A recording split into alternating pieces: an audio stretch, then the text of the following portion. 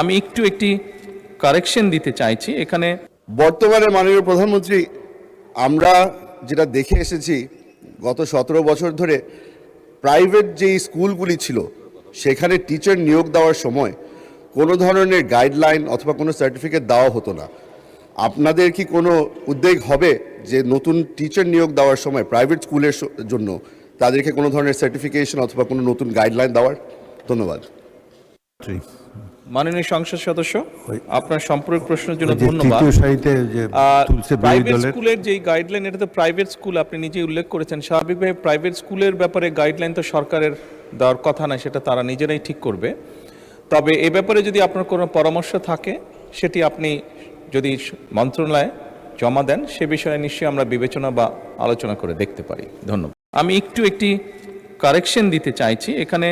মাননীয় সংসদ সদস্য হুম্মাম কাদের ওনার সম্পূরক প্রশ্নে প্রাইভেট স্কুলগুলোর ব্যাপারে একটি কথা বলেছিলেন যে গাইডলাইন, আমি তখন একটু ভুলভাবে উপস্থাপন করেছিলাম। প্রাইভেট স্কুলগুলোর ক্ষেত্রে সরকারের একটি গাইডলাইন অবশ্যই আছে, সরকারের একটি গাইডলাইন আছে। এই কারেকশনটা আমি দিতে চাইছি।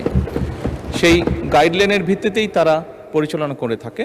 এখানে মাননীয় সংসদ সদস্য ওনার যদি কোনো বিষয় থাকে এখানে উনি অ্যাড করতে চান, উনি যদি নোটিশ আনেন, তাহলে আমরা সেই গাইডলাইনের ভিত্তিতে সেটি পর্যালোচনা করে দেখতে পারি।